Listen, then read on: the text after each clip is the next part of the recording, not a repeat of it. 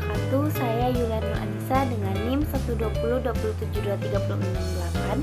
Baiklah, di sini saya akan menjelaskan 3 materi, yaitu yang pertama tentang perairan pedalaman, yang kedua laut teritorial, dan yang ketiga zona tambahan.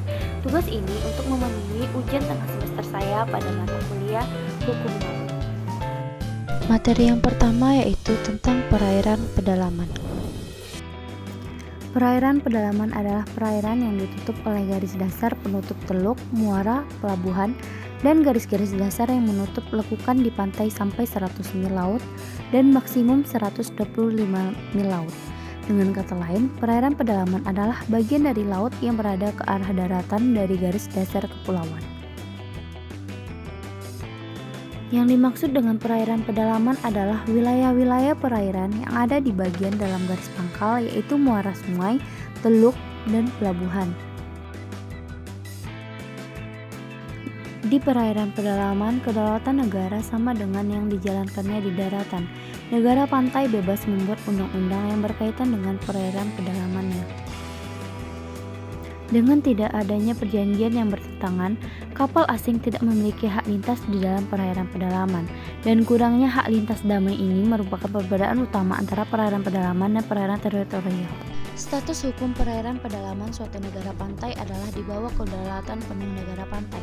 Status hukum perairan pedalaman diatur dalam pasal 2 ayat 1 Konvensi Hukum Laut 1982.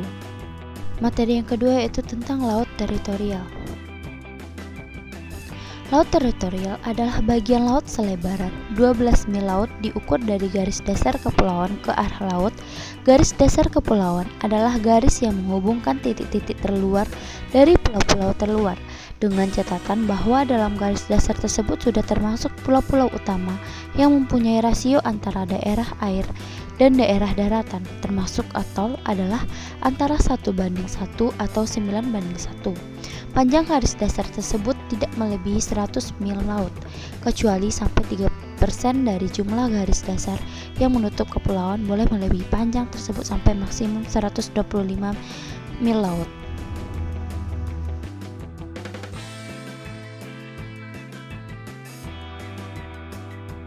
Batas laut teritorial adalah garis batas laut di perairan sepanjang 12 mil laut atau 22.224 km yang ditarik dari garis dasar.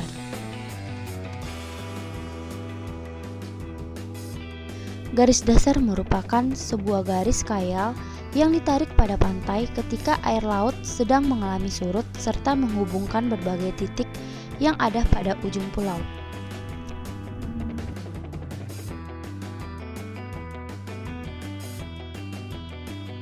Landasan kontinen ini memiliki kedalaman kurang dari 200 meter dan disebut juga dengan wilayah laut dangkal. Apabila kelanjutan alamiah dari pulau sifatnya landai, maka batas terluasnya adalah continental slope atau continental rise. Selanjutnya yaitu zona tambahan. Zona tambahan adalah bagian laut selebar 12 mil laut ditambah pada laut teritorial, sehingga kalau dihitung dari garis dasar laut teritorial berjarak 24 mil laut. Dalam zona tambahan ini, negara mempunyai kewenangan tertentu yang terkait dengan pasal 33 UNCLOS 1982 yang berisi: yang pertama, pencegahan pelanggaran keimigrasian, bea cukai, fiskal, dan karantina hewan dan tanaman. Yang kedua yaitu menindak pelaku pelanggaran terhadap peraturan tersebut di atas.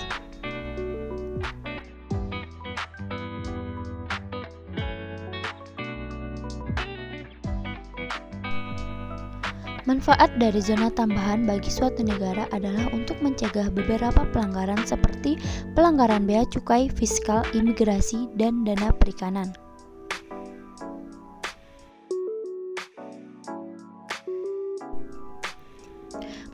Batas laut tidak hanya teritorial saja, tetapi juga continental shelf atau landasan kontinen.